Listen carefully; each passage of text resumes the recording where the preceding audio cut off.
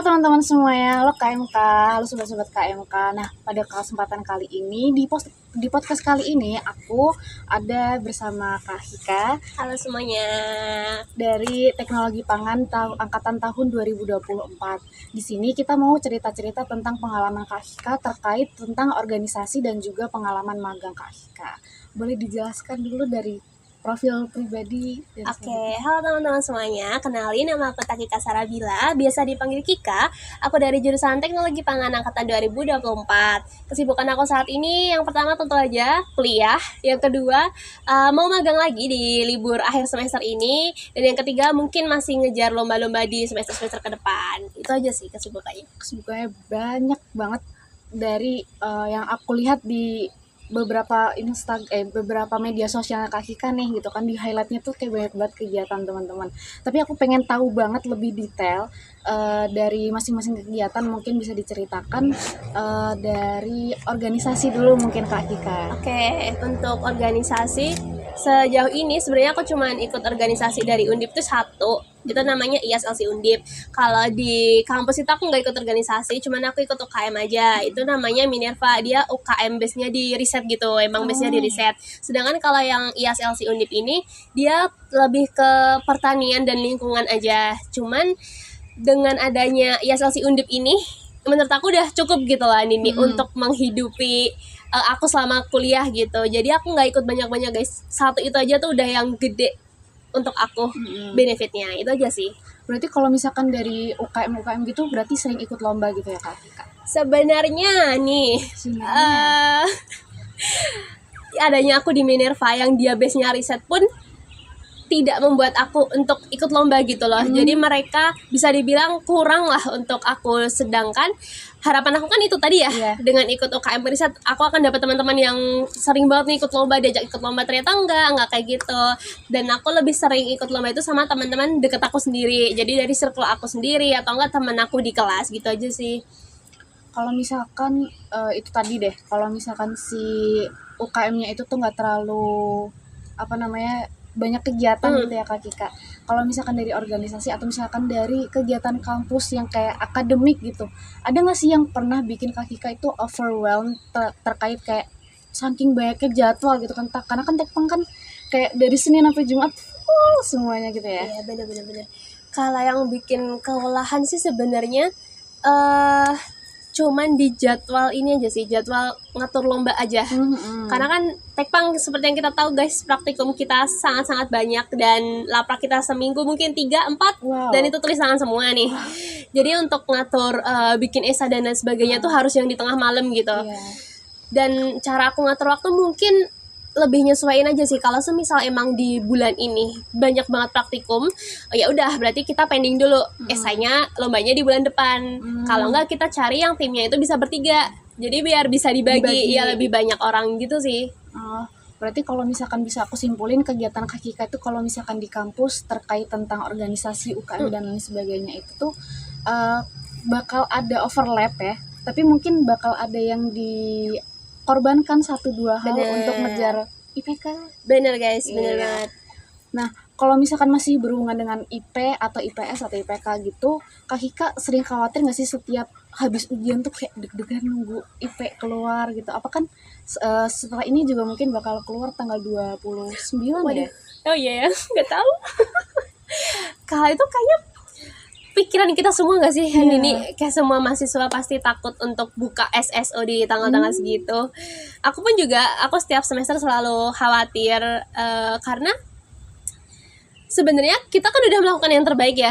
Tapi ya kita tahu kayak kok nilai aku segini-segini aja ya, padahal kita udah berusaha semaksimal mungkin. Jadi mungkin nangis 1-2 menit habis itu ya udah nggak apa-apa, mungkin semester depan belajar lagi, pola belajarnya diubah gitu aja sih. Kalau misalkan pola belajar Kak Kika tuh seringnya modelan yang kayak gimana? Nah ini juga sampai aku semester 3 guys, sebenarnya kan aku tuh orangnya nggak pintar untuk menghafal nih. Berarti kan harusnya aku tuh prepare untuk hafalan ujian tuh tiap hari kan, maksudnya dari jauh-jauh hari gitu. Cuman karena aku belum bisa mengatur waktu aku dengan baik, aku tuh masih belajar tuh H-2 ujian, H-3 ujian tuh baru bikin rangkuman dari semua dosen dan baru aku pelajarin. Sedangkan aku nggak pintar menghafal kan. Bahkan seminggu aja tuh menurut aku baru cukup gitu loh. Ah. Tapi aku sampai sekarang masih belajarnya itu H-2, makanya ujian masih banyak yang ngeblank dan lain sebagainya. Dan ya itu benar, itu harus aku ubah. Cuman di semester ini makin gagal karena praktikumnya makin banyak, ikut lombanya juga makin banyak. Iya. Ya jadilah begini. Ya semoga kedepannya bisa deh kita cari pola belajar yang baru gitu ya. Mungkin teradrenalin gitu ya, kalau Bener. misalkan kayak cepet-cepet SKS Ya. gitu.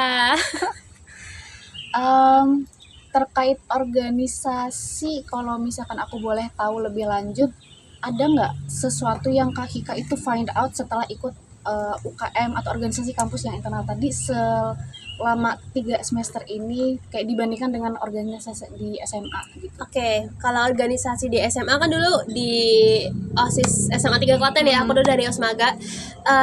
Dia kan kalau misal kita mau ngadain event, kita tinggal pengajuan proposal, uangnya dapat, kita jalan gitu. Dan ternyata di kuliah tuh nggak semudah itu guys, untuk ngurus uang ke BAK, SPJ, LPJ, itu kayak revisi bisa sampai 6 bulan, 1 tahun. Wow. Mungkin susahnya di situ sih. Cuman yang bikin beda adalah di kuliah itu kan kita di organisasi tuh banyak nih yang angkatan 24, 23, bahkan yang 22. Jadi ngatur waktu untuk rapatnya tuh susah banget. Iya. Dan dengan kayak gitu kita jadi tahu kayak oh ternyata nggak semua orang yang izin rapat tuh nggak mau rapat ya, karena mereka emang punya kepentingan masing-masing gitu. Terus yang kedua yang bikin aku seneng banget ada di IAS ini adalah member yang ada di dalamnya tuh orangnya emang yang pinter-pinter banget dan kayak memotivasi aku buat lebih maju lagi gitu lah sebagai mahasiswa. Jadi itu bikin aku bangga banget sih bisa ada di organisasi itu sampai sekarang. Berarti mungkin perbedaannya antara organisasi di SMA sama di perkuliahan ini tuh kayak tentang kesibukan sama kayak Fokusnya mereka kali fokusnya ya, aja fokusnya kali ya. beda.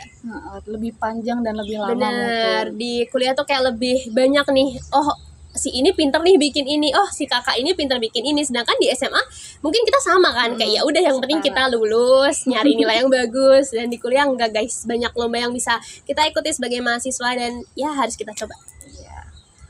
Terus kalau misalkan buat teman-teman nih yang baru mau ikut organisasi, ada nggak tips and trick dari Kak Hika untuk cari organisasi yang green flag atau kayak sesuai kriteria Kak Hika deh, apa aja? Oke, untuk tips and trick menurut aku yang pertama, kenapa dulu aku bisa memutuskan untuk ikut IASLC Undip, karena di dalamnya itu ada Kak Amel. Kak Amel ini sekarang Mawapres 2 Undip. Dia dari Teknologi Pangan juga angkatan 2022.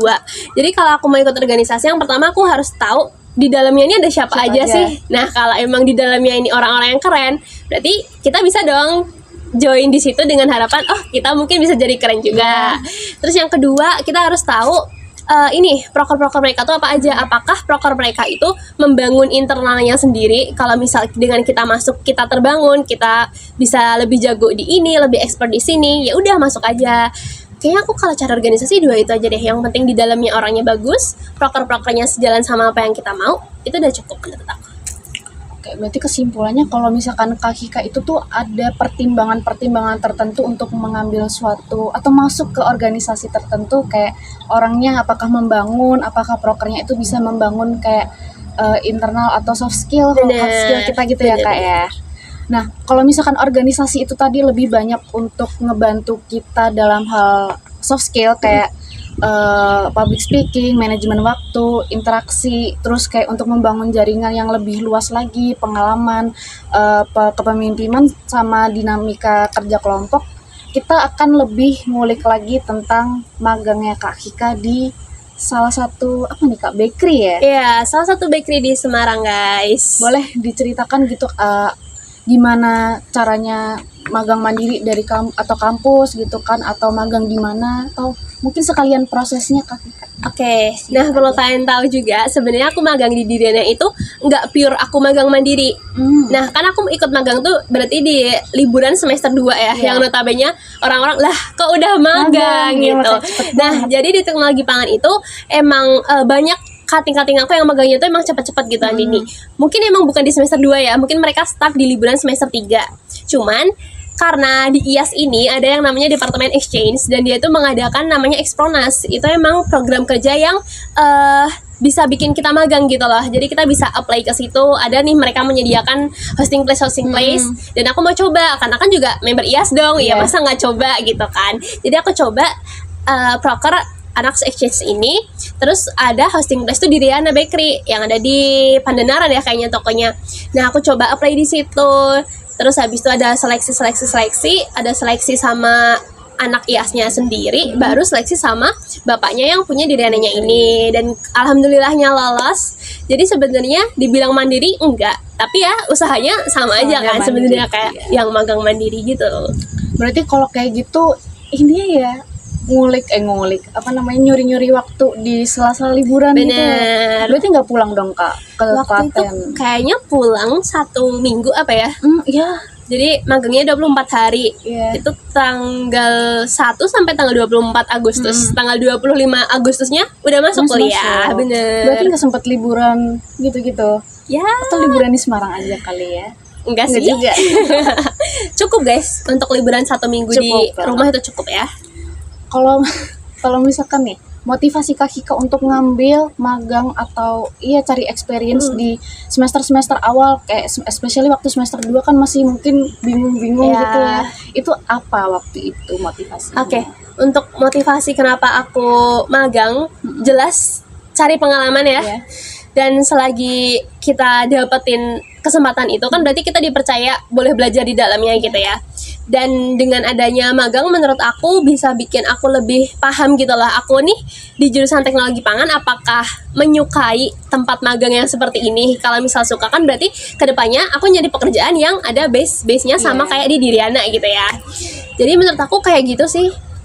Kita bisa lebih tahu aja kemana arah kita, dan kita bisa lebih tahu lagi, oh aku suka ya sama bakery, oh aku ternyata nggak cocok ya di bakery, berarti besok aku magang harus coba di tentang susu mungkin kayak gitu sih. Berarti kalau misalkan dari kriterianya Kak Hika untuk memilih di Riana ini salah satunya juga suka baking mungkin, atau Nah, yang lain sebenarnya masak gitu? dari ibu aku sendiri tuh nggak suka masak. Jadi aku masuk teknologi pangan di saat teman-teman aku masuk karena mamanya suka masak, mamanya punya toko bakery. Aku tuh nggak sama sekali, karena ibu aku nggak suka masak, dan oven dan lain sebagainya pun baru aku punya setelah aku masuk di teknologi pangan. Jadi ibu aku merasa, oh dia udah masuk, udah ngerti ilmunya, ya udah dibeliin gitu. Jadi aku baru punya oven dan belajar baking baru waktu masuk di teknologi pangan gitu guys. Sebelumnya nggak pernah sama sekali. Cuman karena aku suka ya, kayak aku suka lihat konten di TikTok, aku suka lihat konten di YouTube yang tentang baking gitu. Makanya aku memutuskan untuk coba deh ke Diriana. Berarti prosesnya cepat ya antara si kayak dari nggak suka ke yang suka gitu. Sebenarnya aku nggak pernah nggak suka sih. Belum ada kesempatan mencoba dan dikasih kesempatan mencobanya sih yang cepat. Ya, berarti dalam 2 semester itu kayak yang cari-cari konten di TikTok apa segala macam. Benar banget. Terbangun kesukaan terhadap si bakingnya Iya. itu sendiri. Terus gimana caranya Kak Hika itu tuh selain dari UKM untuk cari tempat magang mandiri itu? Apakah ada rekomendasi dari kakak tingkat, teman-teman, atau dari dosen mungkin? Sebenarnya kalau rekomendasi dari cutting tuh bukan di Diriana, karena cutting aku sebelumnya nggak ada yang pernah di Diriana. Nah, kenapa aku kemarin milih Diriana? Balik lagi karena di Expernas itu kan ada beberapa penyediaan hosting place gitu ya. Menurut aku yang cocok dengan bidang aku dan yang produknya tuh pengen aku cari tahu lebih lanjut adalah Diriananya ini. Cuman kalau misal ditanya apa alasan aku untuk milih tempat magang, balik lagi kayaknya cuman apakah produk yang mereka hasilkan itu kita suka dan kita penasaran dengan proses pembuatannya kayak apa gitu aja. Sebelum di Diriana, Kak Hika mungkin pernah coba apply yang lain terus mungkin tidak diterima, atau ini yang pertama terus langsung masuk di BLOS gitu? Nah, karena aku juga nyoba baru di semester 2 ya, jadi Diriana adalah pilihan pertama kali aku magang dan yang menerima aku magang pertama kalinya guys. Langsung masuk loh. Iya, alhamdulillahnya langsung masuk. Dan seperti yang kita semua tahu, Diriana tuh bukan bakery yang kecil gitu ya di Semarang. Dia gede. Dan pada saat itu tuh aku belum yang paham banget gitu kan tentang di bakery itu ternyata ada gini. Jadi aku belum tahu banget lah pokoknya tentang Diriana ini. Pas udah masuk di semester 3, which is yang baru kita jalani saat ini, dosen-dosen aku baru kayak bilang ke kita, besok kayaknya kalian kalau magang coba deh pilih ke Diriana, kan dia gede, dia gini. Jadi aku merasa wow, aku udah nih gitu. Jadi kayak seneng deh pokoknya bisa magang lebih awal dibanding teman-teman yang lain tuh menyenangkan. Berarti berangkat dari yang menyenangkan itu tadi, ada nggak proses Kak Kika itu di Diriana yang kayak ngebuat Kak Kika tuh terlalu senang sampai kayak lupa, wah kok magangnya cepet banget ya berasanya, ada nggak Kak? Sebenarnya magang cepet itu Nggak iya juga ya? sih. Sebenarnya kerasa capek, Mm-mm. tapi bukan karena capek di sana, Mm-mm. capek ke perjalanannya. Oh, iya. Karena di Riana itu proses produksinya bukan di Pandanaran guys, tapi di kawasan industri Candi, di mana kalau dari Tembalang ke sana lewat jalannya tuh udah naik turun, lewat Untak, situ-situ kan. Iya. Terus juga banyak banget truk-truk gitu. Kalau berangkatnya sih masih seneng ya, karena berangkatnya jam 6 kurang, karena masuknya dia jam 7. Pulangnya tuh jam 2. Wow. Sepanas itu. Dengan Dengan jalanan. jalannya. Jadi capeknya di situ. Cuman kalau di magangnya nggak capek dan terasa cepet, bener sih, terasa cepet sebenarnya kalau magangnya. Wow. Kalau misalkan dari situ berarti mungkin Kak Kika di semester 3 ini mau coba magang di tempat yang lebih dekat mungkin. Ya, di semester 3 ini sebenarnya target aku itu niatnya adalah belajar di tentang susu. Karena di semester 3 aku banyak mempelajari handling susu. Cuman aku udah coba cari di Jogja, Solo, dan Klaten, Boyolali dan sekitarnya itu belum ada yang bisa menerima magang yang cuman 1 bulan. Atau enggak, mereka tuh bisa menerima magang di mahasiswa yang semester atas. Jadi kayak yang udah semester 6 kayak gitu, sekalian buat PKL. Nah, dari situ aku dapat rekomendasi juga kan dari cutting aku sebenarnya untuk magang di Cocoa UGM yang ada di Batang. Cuman karena aku nggak punya temen aku pada nggak mau guys di liburan ini untuk ke Batang jauh-jauh. Yang habis itu Februari udah masuk Iya. gitu. Mereka nggak mau dan mereka pada memutuskan untuk magang di dekat rumah mereka. Ya udahlah, aku menggugurkan keinginanku untuk belajar di Cocoa UGM tadi dan memutuskan untuk magang di Klaten aja. Nah, akhirnya aku mengajak temen aku, kayaknya anggota KMK juga ya, Zahra, anak agribisnis pokoknya, untuk magang di DKPP, Dinas Ketahanan Pangan dan Pertanian Kabupaten Klaten, dimana dia tempatnya cuma deket dari rumah aku, sama-sama di Klaten Utara gitu. Berarti masih yang satu FPP juga gitu ya? Iya, cari temennya masih satu ya, FPP. biar gampang tektokan atau segala Bener, macam tugas karena kalau LPG. sendiri di tempat magang baru kan kayak agak gimana ya? Takut sih. Kalau misalkan dulu waktu di Diria berarti juga mungkin pusing-pusing bingung gitu, atau udah ada dapat spill-spillan dari Nah, di Diriana itu UKM. ada 4 orang sebenarnya yang keterima dari Ekspronas ini. Yang 2 itu magang di bulan Juli, yang 2 lagi di bulan Agustus. Nah, aku dapat di bulan Agustus kan. Jadi temen aku yang di bulan Juli ini udah cerita di Diriana tuh gini, enaknya gini, nanti dapat makan siang bla bla bla bla. Jadi kayak udah dapat bocorannya. Dan aku magangnya nggak sendiri, ada partnernya, itu cutting aku.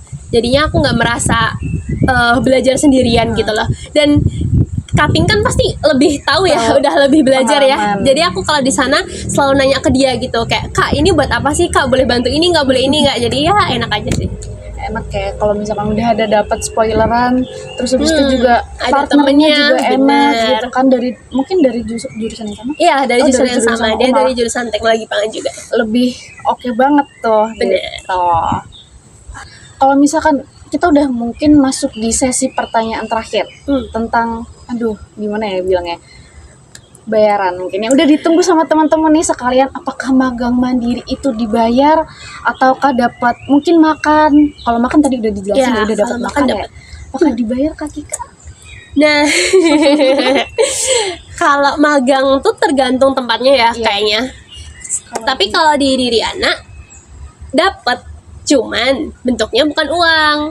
Jadi kan kita di Diriana kan belajar bikin produk-produknya mereka ya, apalagi yang produk kering kayak cinnamon roll, bolu, apalagi ya bagelen, sus kayak gitu. Jadi yang kita dapetin setelah di sesi akhir magang adalah produk yang kita buat sendiri. Wow. Tapi nggak dikit guys, dapetnya banyak, bener-bener yang banyak gitu.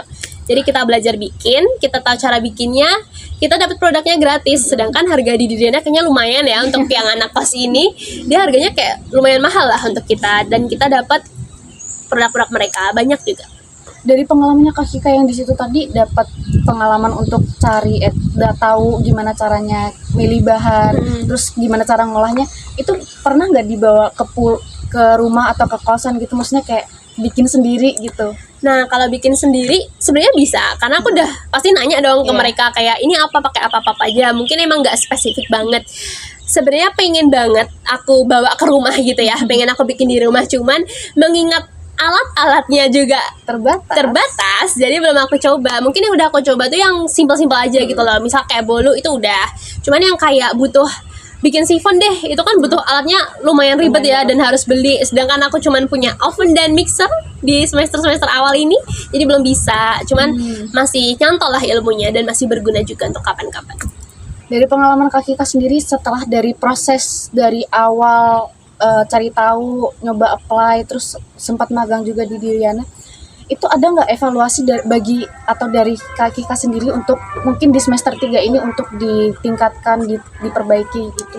Nah, kalau misal evaluasi, mungkin dari aku cuman mempertimbangkan jarak itu tadi. Iya. Karena awalnya aku mikir, oh di Riana nih, oh jaraknya 18 kilo. Ya nggak jauh ya, kan naik motor.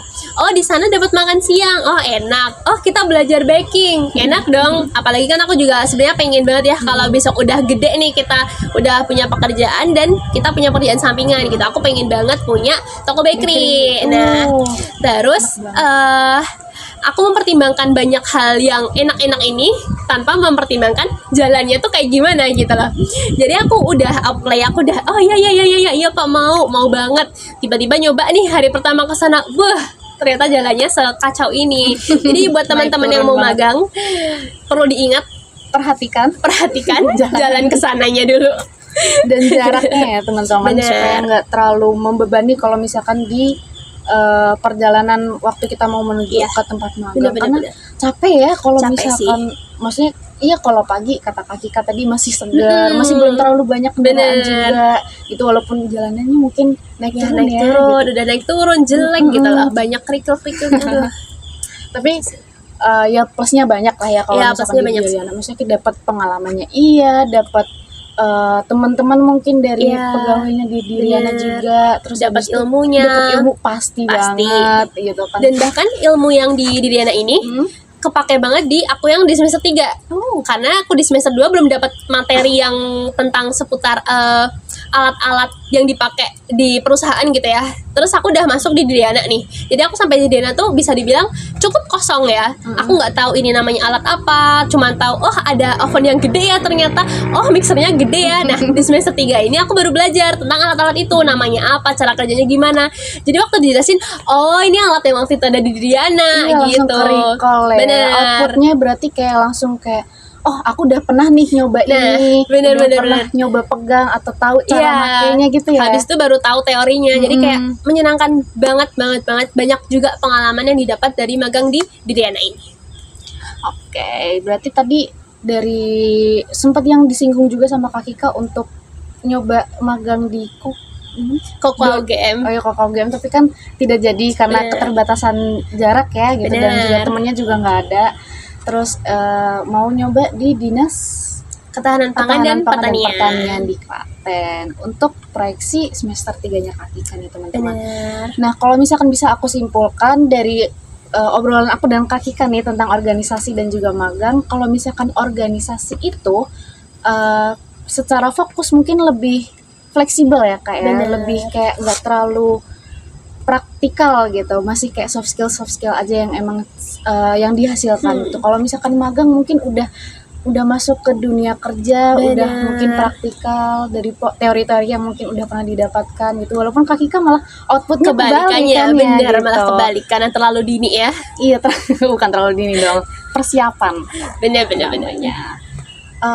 Mungkin dari Kak Kika ada tips trik selain yang masalah jarak dan lain sebagainya itu tadi untuk apply magang deh, supaya nggak takut untuk ditolak, atau gimana caranya apply di CSO dan lain sebagainya.